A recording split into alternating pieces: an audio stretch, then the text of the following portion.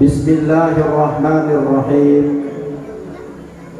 Alhamdulillahilladzi faddala ala bani Adam bil ilmi wal amali ala jami'il alam. Wassalatu wassalamu ala Muhammadin sayyidil arabi wal ajam wa ala alihi wa ashabihi ya nabi'i minal ulumi wal hikam. Amma ba'du, subhanaka la ilma lana illa ma 'allamtana innaka antal alimul hakim. Rabbi shrah li sadri wa yassir li amri wahlul 'uqdatam min lisani yafqahu qawli. Allahumma arzuqna fahman nabiyyin wa hifdzal mursalin wa ilhamal malaikatil muqarrabin bi rahmatika ya arhamar rahimin. Yang sama kita hormati, yang kita muliakan bapak-bapak, orang-orang tua kami, pengurus Badan Kemakmuran Masjid Nurul Burhanuddin.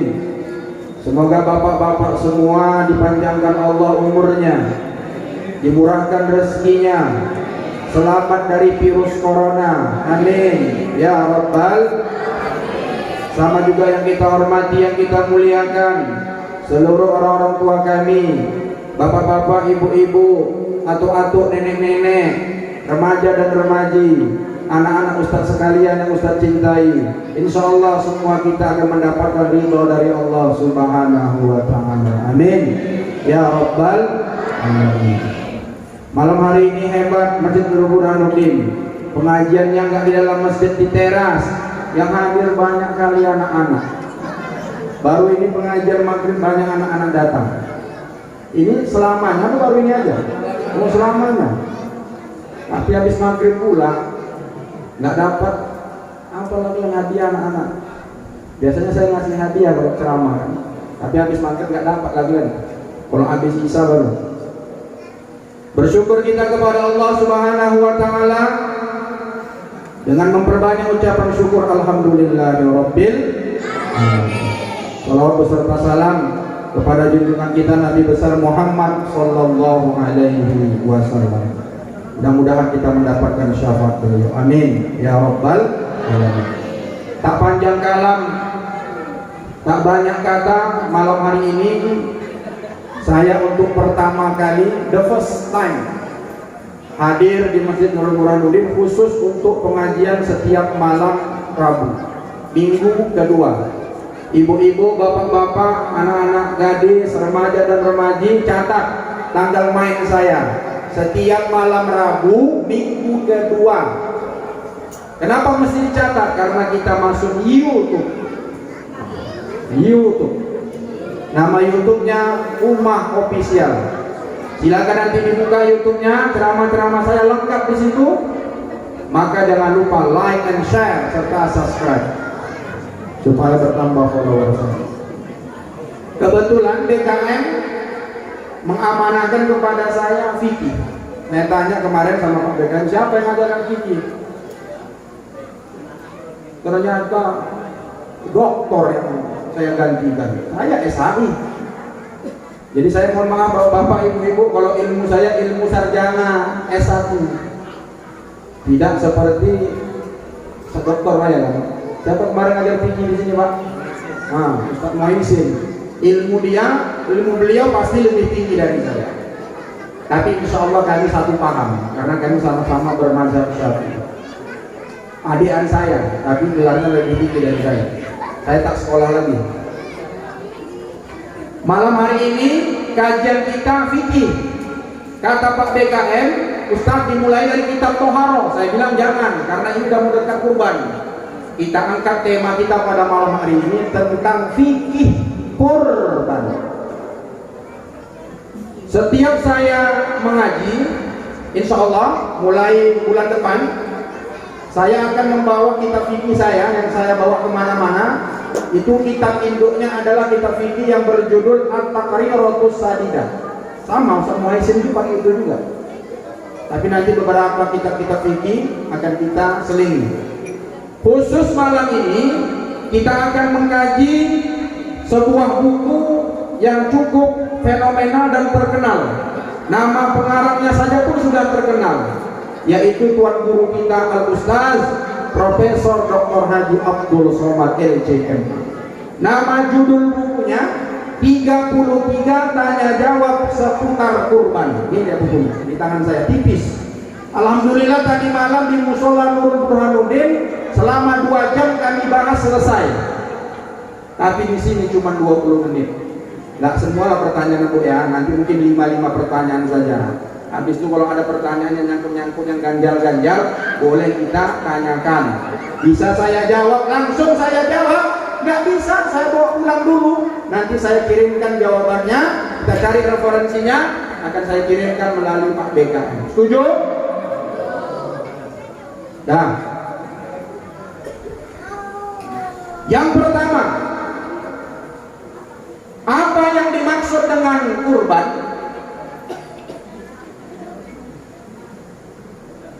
Kurban bahasa Arabnya itu adalah al-udhiyah. Al-udhiyah itu menurut bahasa artinya hewan yang dikurbankan, hewan yang disembelih. Itu menurut bahasa. Biasa tuh kalau belajar fikih, kita ngaji fikih, kalau kita membahas suatu pembahasan mesti kita sampaikan dulu apa itu pengertiannya, lughatan wa syar'an. Nah, itu biasa tuh dalam ilmu fikih. Jadi menurut bahasa, menurut lughah, kurban itu diambil dari kata al-udhiyah yang artinya hewan yang dikurbankan atau hewan yang disembelih. Kemudian menurut beberapa pendapat ulama fikih, saya ambil satu saja. Yang dimaksud dengan udhiyah, kurban itu adalah wahiyya ma yudbahu minan na'ani taqarruban ila Allah ta'ala min yaumil 'idi ila akhir ayyamit tasyriq.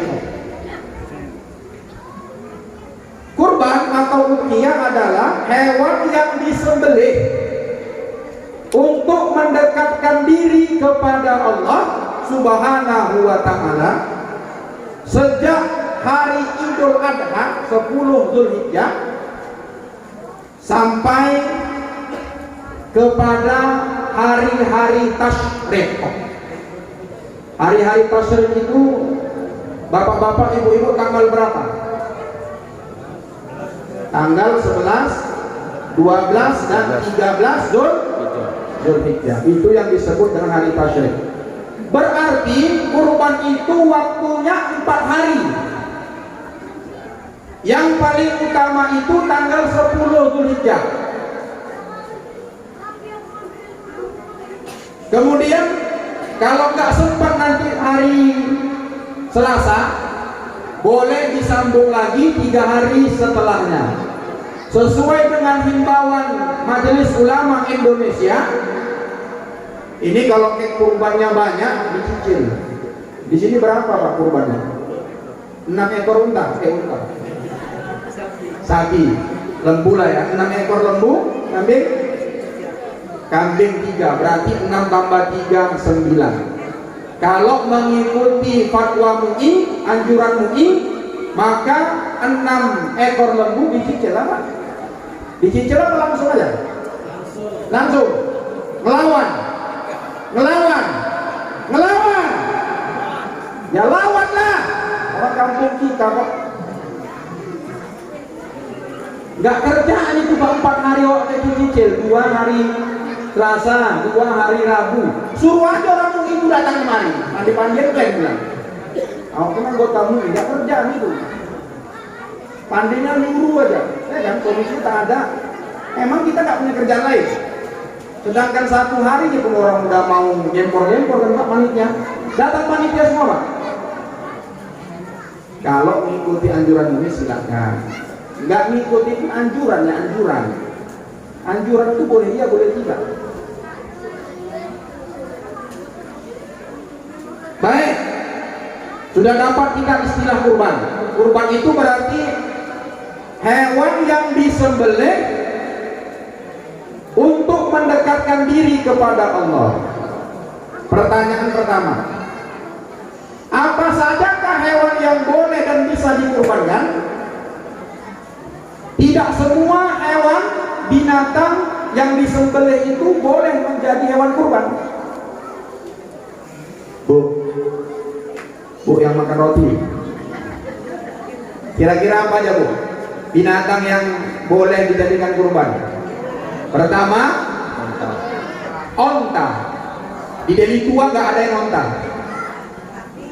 Di Deli Tua nggak ada onta ya. Kedua, sapi atau yang sejenisnya. Lembu bisa atau kerbau bisa. Kuda bisa Bu, kuda, jerapah bisa? Nggak bisa. Karena yang disebutkan dalam hadis Rasul itu bahimatul an'am, binatang ternak. Dan sudah spesifik disebutkan di dalam beberapa hadis Rasul itu tentang hewan kurbannya. Onta, sapi atau lembu atau kerbau, kemudian kambing, dan yang berikutnya keempat biri-biri atau domba. 4 aja Bu. Ustaz, aku nggak punya onta, aku nggak punya sapi, aku nggak punya kambing, aku nggak punya biri-biri, ayamku 1 kandang.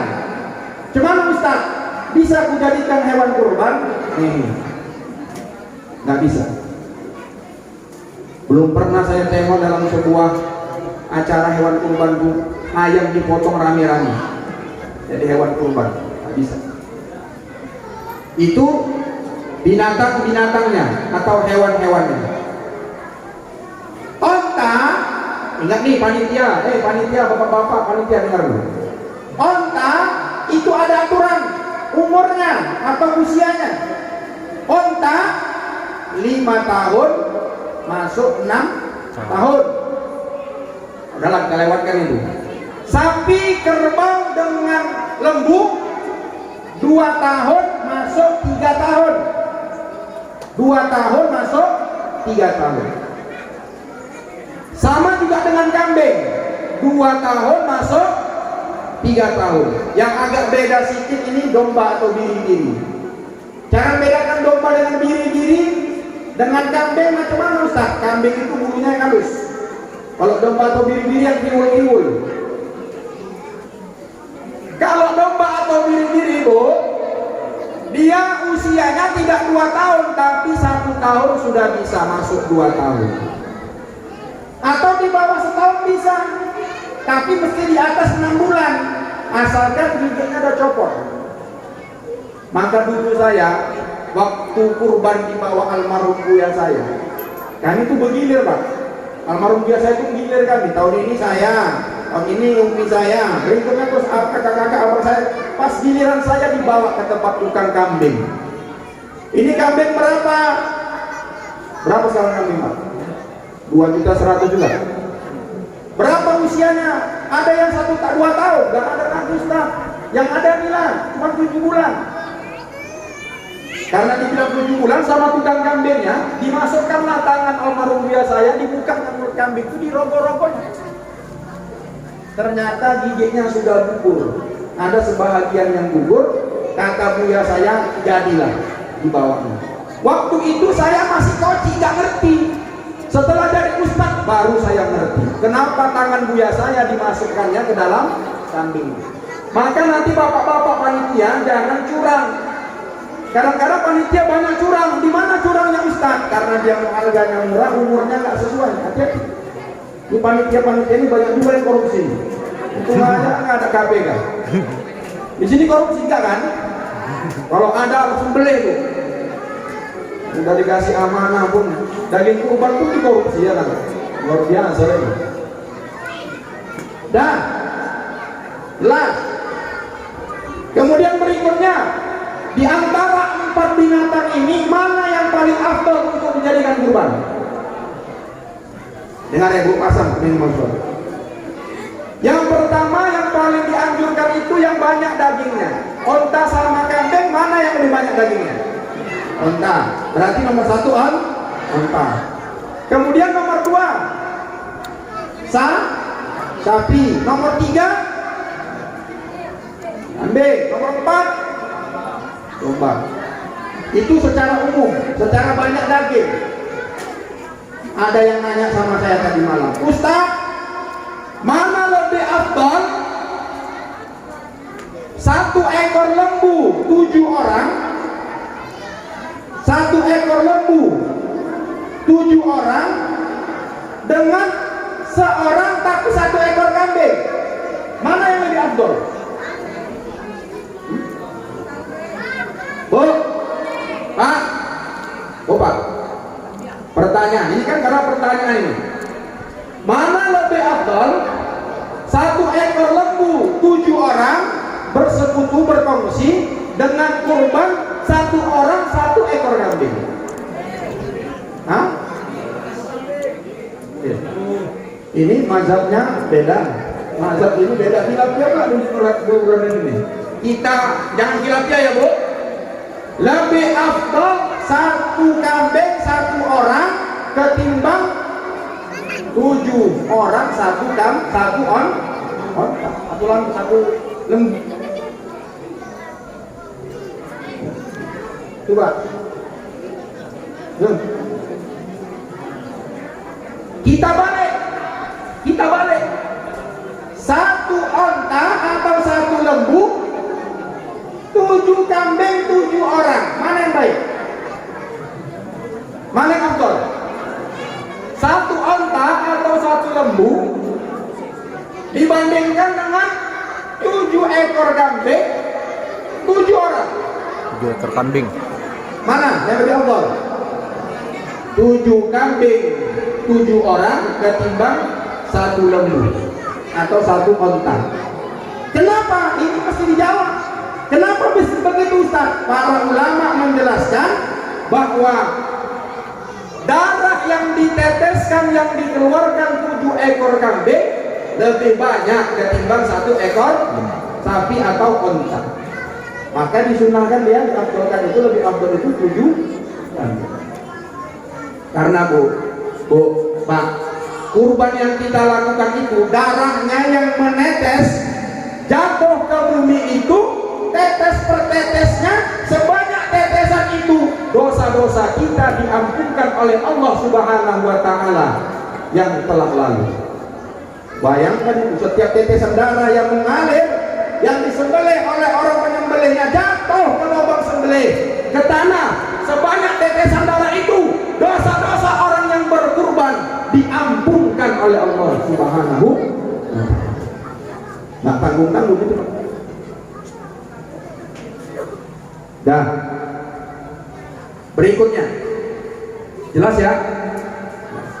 Warnanya, panitia hati-hati. Warnanya, mana yang paling afdal? Yang pertama, yang berwarna putih.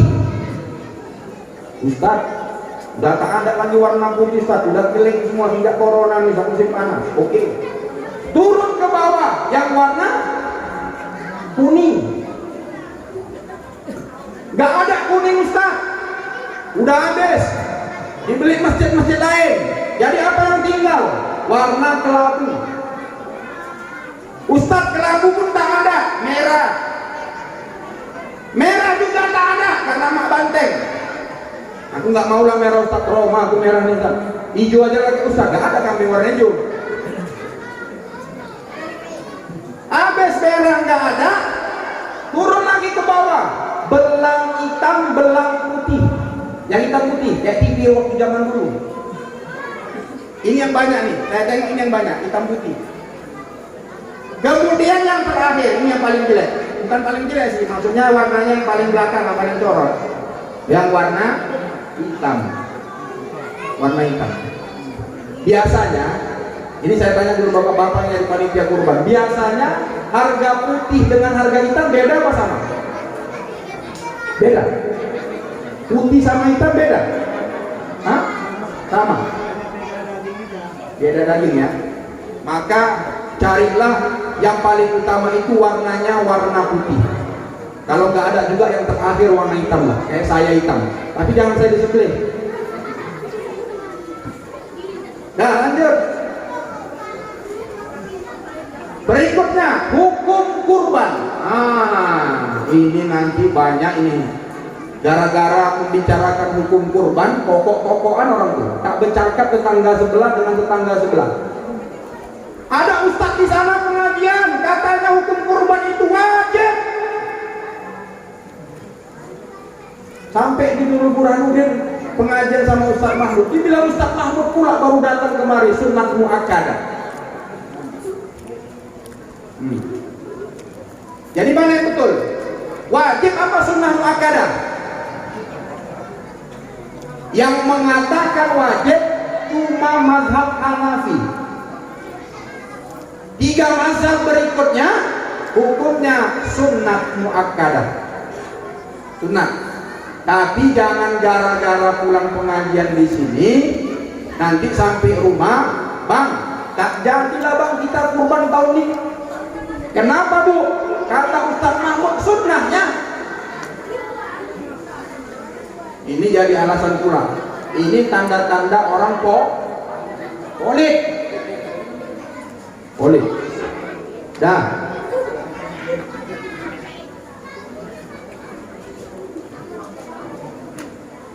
Berikutnya, syarat orang yang berkurban. Dengar Pak, dengar Bu. Anak-anak, dengar. Nanti ada pertanyaan, 10.000 kalau bisa jawab ya. Nah, dengar baik-baik. Syarat orang yang berkurban, 1, beragama Islam. Beragama Islam. Saya tanyalah dulu Bu Pak. Kalau ada orang yang berkurban, dipotongnya, disembelihnya hewan kurban, tapi nggak mengucapkan bismillah, macam mana hukumnya? Sah atau tidak? Hah? Sah apa tidak? Tidak. Sah apa tidak? Semua bapak-bapak bilang ibu tidak, cuma saya yang jawab bilang sah. Itulah makanya harus ngaji. Sah Bu. Bismillah itu bukan syarat. Syaratnya beragama Islam, tapi makruh. Tega kali lah motong kurban gak baca bismillah. Makan permen aja pun mengucapkan bismillah. Ya kan? Jadi hukumnya sunnah mengucapkan bismillah. Kalau orang kafir, Ustaz kok bilang kafir, gak non muslim? Kafir! Apa lagi? Ustaz keras sekali kita kafir. Apa lagi? Ustaz janganlah, non muslim lah kafir. Apa lagi? Ya kafir sama non muslim kan sama. Udahlah, jangan sibuk-sibuk kali. Suara saya memang kuat tuh. Hantu. Tidak boleh, tidak sah nanti kurban kalau orang kafir yang motong. Cuman ada masalah gini. Tiba-tiba tanggal 10 datang si Apiong di depan. Apiong datang, dia dibawanya lah lembu 1 ekor, warnanya putih pula gemuk. Siapa ketua panitia kurban ini? Ada orangnya? Mana orangnya Pak? Mana? Ya betul, kok tunjukan pula. Datang dia. Hainya, manalah ketua kurban nih? Ini ada sedekah dari kami, orang-orang Tiongkok depan. Macam mana? Ambil atau suruh pulang dia? Iya. Ambil atau suruh pulang? Tapi nggak boleh orang kafir. Hah?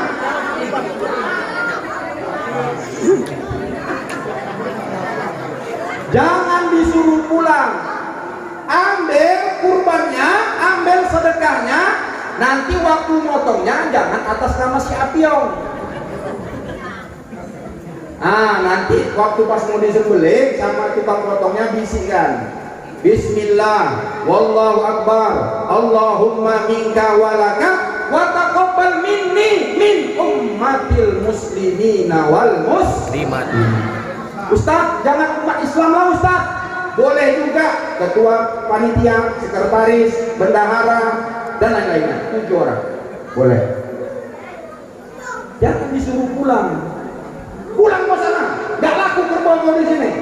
Hanya kacau orang ini, Apa dalilnya kita boleh menerima hadiah dari orang kafir? Nabi langsung yang mencontohkannya. Nabi dulu pernah dikirimi oleh salah seorang raja Mesir, Koptik Ortodok. Dikirimkannya ada namanya minyak wangi. Waktu itu Nabi ngirim utusan ke Mesir. Karena raja Mesir ini simpatik dengan isi surat Rasulullah itu, maka dihadiahkannya satu botol minyak wangi. Habis dikasih sama Nabi, dipakai Nabi. Nggak lama kemudian dikirim baju, dipakai Nabi baju. Kalau malam hari ini ada jamaah mau ngasih baju sama saya, kasihlah sama saya pakai. Nah, tapi belum pernah kejadian.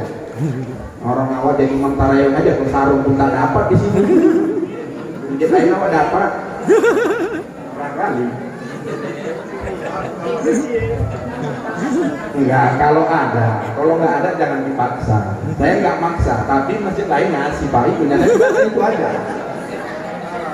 Kadang-kadang lah BKM ini kan, corona ini gawat Pak. Saya kebetulan khatib setahun yang lalu dapat jadwal khatib itu di air bersih.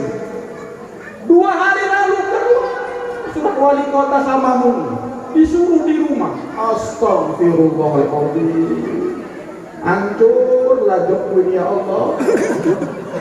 Setahun yang lalu Bu, padahal yang udah kerangkring Samamun. Jadi tuannya udah berapa? Bisa ngisi ada. Mohon maaf Pak BKM, nggak bisa. Setahun yang lalu udah minta.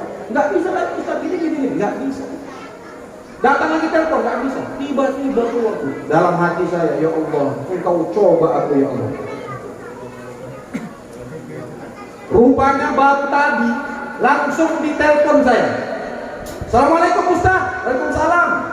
Dari BKM air bersih Masjid Jami. Dalam hati saya, dalam jelas dari pasti dibatalkan orang ini. Ada apa Pak? Saya bilang, Ustaz, kita tetap sholat Idul Adha. Dalam hati saya, alhamdulillah. Tapi saya pura-pura aja. Iya ya Pak, saya bilang dalam hati saya, syukur ya Allah. Belum nggak hilang Pak. Lumayan tuh Pak. 10 orang baru tua merah Pak. Itu kalau Ustaz kayak saya. Kalau Ustaz kayak Badu Amin, 20 orang baru itu. Tapi uangnya mau biru. Sama aja ya. Nggak buka-buka juga rahasia Ustaz tuh, supaya anak-anak tuh kalian jangan takut jadi Ustaz. Kalau jadi Ustaz jangan Ustaz bencong. Ada Ustaz bencong, ada banyak. Pandinya nyuruh sholat kurban. Ada bandar sabu di depan rumahnya, diam aja muncungnya. Bencong itu namanya. Ini direkam nih. Lantang sedikit kenapa? Apalagi nanti Jumat. Jangan lagi udah masa-masa kayak gini tentang mati, tentang syukur. Kayak mana umat Islam mau bangkit? Agak disinggung-singgung lah sikit. Umat Islam tetap datang ke masjid, tapi jaga protokol kesehatan. Pura-puranya aja nih. Mana pula dibubarkan? Jamaah 1000 orang di masjid sholat Idul Adha, datang Satpol PP kemari Pak misalnya, dibubarkanlah sholat Idul Adha kita. Ngelawan nggak? Ngelawan? Kok berani? Disimpan apa di depan kuburan aja udah balik-balik ya kan? Nggak pakai masuk balik. Yang bilang berani tadi itu balik itu. Gayanya jadi musik balik. Berani. Tiba Ustaz kan ditangkap, rasakan. Jamaah di kadang-kadang. Dan berikutnya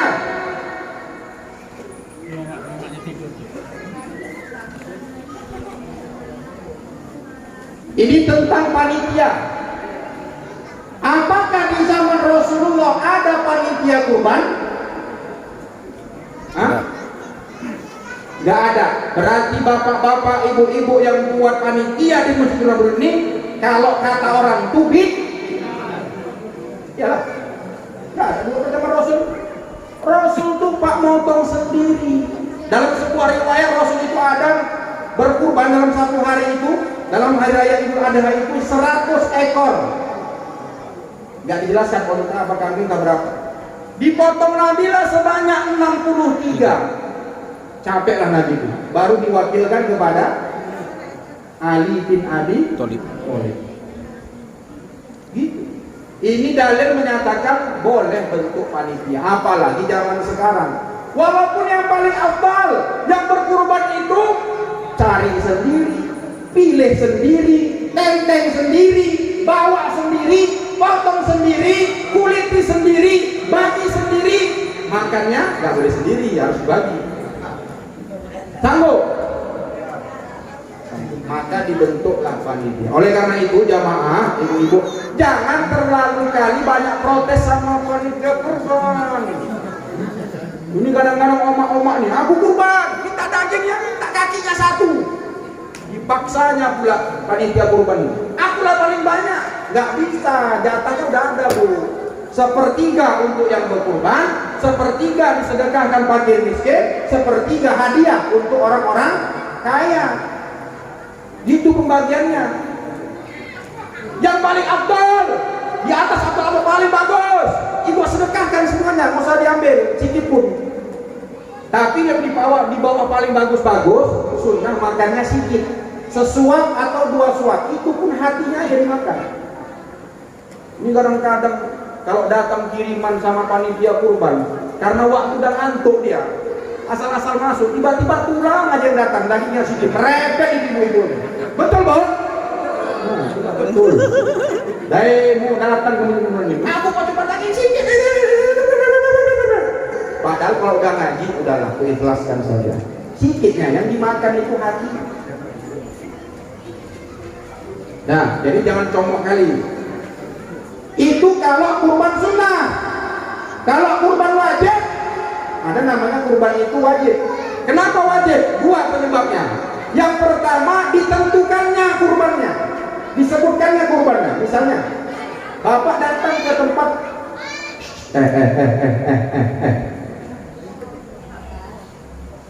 bapak datang ke tempat pembelian hewan kurban, ditanya sama yang jualan, Pak, cari apa? Cari kambing. Untuk apa? Untuk kurbanku tahun ini. Itu jatuh hukumnya kurban wajib, hati-hati. Atau dinazarkannya, ya Allah, udah 2 minggu ini Allah, sesak nafasku ya Allah, kurasa kena corona aku ya Allah. Kalau aku sembuh ya Allah, bernazar aku ya Allah, menyembelih aku nanti hewan kurban ya Allah. Nazar wajib. Kalau ini statusnya, sikit pun ibu nggak boleh menyentuh, apalagi memakan dagingnya. Bagikan semua, termasuk anak-anak ibu yang ibu tanggung, bapak-bapak yang ibu tanggung nafkahnya. Jelas? Jelas atau enggak? Jelas? Pertanyaan berikutnya, bolehkah panitia kurban makan masak daging kurban? Hah? Siapa bilang boleh? Di sini buat? Enggak? Enggak buat? Berarti mantap. Bisa boleh, bisa tidak. Jam 12 sudah dipotong-potong dagingnya, menggunung, belum dibagi-bagikan, belum tahu siapa-siapa di bagiannya. Datang panitia teriak ini karena lapar. Mana ketua? Cantik, cantik. Ada nasi bungkus ketua? Nggak ada. Kita mainkan aja ketua, kepala kambing ketua. Gimana? Berkumpul orang ketua sekretaris bendahara. Mainkan. Dimasaknya, direndangnya atau digulingnya. Makan berjamaah. Makan, nyaminya, bantah-bantah. Haram. Kalau kayak gitu modelnya. Kayak mana supaya boleh Ustaz? Saya kasih tahu tekniknya. Supaya nggak haram. Tekniknya ada 2. Yang pertama, nggak tahu lah kalau di masjid ini macam mana caranya modelnya. Kalau di Musola Al Barokah, karena saya usulkan dibuat sama mereka, itu kan ada formulir kurban, Waktu menyerahkan Duitnya kan pakai kurban, pakai di formulir. Waktu nyerahkan formulirnya, panitia itu tanya, minta izin sama yang berkurban. Bu, Pak, Wak, Tok, ini kami kan ada panitia. Boleh kami nanti masak dari bagian ibu sikit? Ambillah Pak. Tapi sambil kan pegang parang Pak. Ambil pegang parang. Nah, ambil pegang parang. Bu, boleh kami masak Bu? Gitu. Kalau nggak pakai parang, pegang parang, enak kali uang-uangku. Nah, minta izin. Halalkan. Itu caranya supaya halal. Baru boleh dimakan. Pertanyaan berikutnya, bolehkah kulit dijual sama panitia? Hah? Boleh kulit dijual? Bapak ini bilang haram, tegas sekali bilang haramnya. Hah? Saya kasih tahu yang paling bagus. Yang paling bagus kulitnya dibagi sama fakir miskin. Ustaz, orang itu nggak mau. Daripada mubazir Ustaz, nanti ada yang dibuang, dikasih sama ayam pula Ustaz. Mak, kalau mazhab Syafi'i tulen dia betul-betul dipegangnya mazhab Syafi'i. Memang kulit itu nggak boleh diapa-apain, mesti dikasih fakir miskin atau dimanfaatkan sama yang berkorban. Tapi kan repot zaman sekarang. Alhasil panitia membuat kebijakan, dipanggillah tukang kulit. Si Apieng tadi. Oh Pak Apieng, Bapak Apieng, tukang Apieng kan tukang kulit. Hanya mulai bulan Nonen Pak cantik lah, cantik lah nanti kulitnya gitu. Tapi sebelum itu tanya dulu sama si fakir miskin. Pak fakir, Pak miskin, ini kulitnya mau nggak? Mau nggak kulitnya? Oh, kalau kami kulit nggak mau lah. Kalau duit mau? Mau. Nah, memang kalau duit nggak ada yang nolak itu. Selain mazhab Syafi'i, maka seperti mazhab Hanafi kalau nggak salah saya, itu kulit boleh dijual, tapi bukan untuk masjid, bukan untuk beli rokok, bukan untuk beli teh manis, tapi dikasih balik duitnya sama fakir. Nggak akan mungkin ditolak lagi tuh Pak. Kalau ada yang nolak, kasih sama saya. Nggak akan ada tuh. Pak fakir, Pak miskin, kulit akan dijual, ini duitnya. Mau Pak? Enggak, mana mungkin. Maulah sini, ambilnya lah. Jadi gitu dia. Paham ya Bu, Pak? Nah inilah tanya jawab kita seputar kurban malam-malam hari ini. Mudah-mudahan bermanfaat. Kalau ada yang mau ditanyakan, masih banyak lagi karena waktu kita terbatas. Kalau ada yang mau ditanyakan, silakan ditanya. Cuman Bu, hanya agak saya sampaikan sedikit. Ada namanya akikah. Akikah sama kurban ini kalau binatangnya sama binatangnya. Cuman bedanya kalau akikah ini dianjurkan, disunahkan masak. Anak ibu baru lahir atau cucu ibu baru lahir, di hari ke-7 potong kambing, kebetulan laki-laki 2 ekor, maka dianjurkan itu dimasak. Masaknya rasanya manis. Kenapa manis Ustaz? Supaya anak yang lahir nanti ini selama dia hidup yang dirasakannya yang manis. Tapi tengok kelompok atau kondisi masyarakat. Kalau 100% marga harahap si manung kalik simbolon sama libis, jangan manis dimasak. Pedaslah pakai sambal belacan. Tapi kalau campur-campur, ada jawabannya, rasalah manis. Udah ngaji Bu, nggak sedap sebetulnya habis maghrib kalau saya ngaji. Saya sukanya 1 jam 2 jam ngaji. Walaupun yang datang ke masuk sini sama gitu-gitu juga, tapi enak ngajinya panjang. Tapi udahlah, saya pun nggak bisa pulang berontak ya kan. Habis maghrib bisa jadi lah itu. Inilah Bu yang dapat kami sampaikan. Mungkin ada kira-kira yang perlu kita diskusikan kembali, silakan didiskusikan. Iya. Panitia kurban kan biaya operasionalnya ada. Iya. Melihat sapi gitu kan. Iya. Panitia, kan dari yang lain. Itu gimana? Salah satu solusi untuk supaya panitia kurban terhindar dari makan haram, itulah caranya. Dibuatlah lebih biaya operasional. Hukumnya bagus. Umpama kita korban, jadi kita serahkan ke panitia, kita kasihlah duit untuk potongnya. Dosa nggak tuh? Gimana tuh? Boleh nggak? Kita kan membeli kambing, kita serahkan ke panitia, terus dikasih uang potongnya 100, boleh nggak? Mengupah pemotong hewan kurban, ya itulah yang bagus, tapi bukan dagingnya. Kalau dagingnya kita jadikan upah haram, maka dikasihlah nih wak capek uang yang 100.000 untuk motongkannya, dia pun semangat motongkannya. Tapi oh iya Bu. Kita sekeluarga, potong dulu satu. Kan jadi kami masak lah daging suka kan keluarga ini. Kami masak untuk makan orang yang mengerjakan lembu tadi. Kurban ya Bu, kurban ya.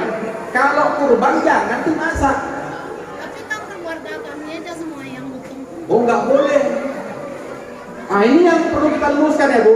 Kurban sendiri, potong sendiri, masak sendiri, makan sendiri. Oh ini salah ini. Kurban itu ada hak orang lain. Perlu diteruskan ini. Bagus pertanyaan Bu nih. Jangan sampai nanti salah. Kadang-kadang ada keluarga gitu ya kan. Saya mau awak kepada rumahnya ikan. Ada lalang masuk 1 ekor di situ. Orang tuh sendiri yang potong. Habis itu asapnya masuk rumah tangga sebelah. Oh nggak dibagi-bagi lah pikir orang sebelah tangga rumahnya. Ya Allah, rupanya dimakan orang tuh sendiri. Nah itu nanti kalau mati sendiri, tanggung sendiri. Nah. Nggak boleh tuh. Tak boleh. Kurban itu mesti dibagi. Masih dibagi. Karena ada hak orang di sini. Apalagi yang saya sebutkan tadi, kurban nazar, kurban wajib. Oh itu sama sekali nggak boleh kita pegang.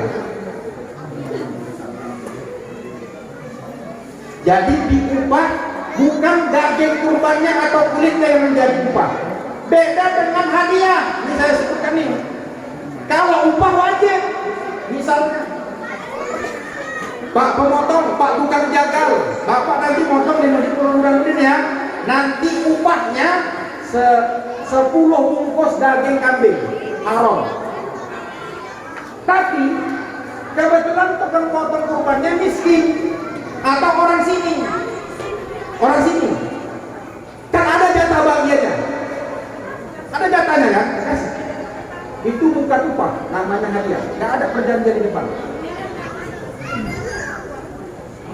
Jadi panitia jangan berharap upah sama tukang potong. Ustaz, panitia dengan tukang potong kan sama-sama capek Ustaz. Sudah dikasih tahu tadi sama Pak Ketua Panitia, dikeluarkan biaya operasional, itu lebih bagus. Dan itulah anjuran MUI, dikeluarkan biaya operasionalnya supaya tidak terjadi kesalahan dalam hewan kurban itu. Ada yang lain Bu?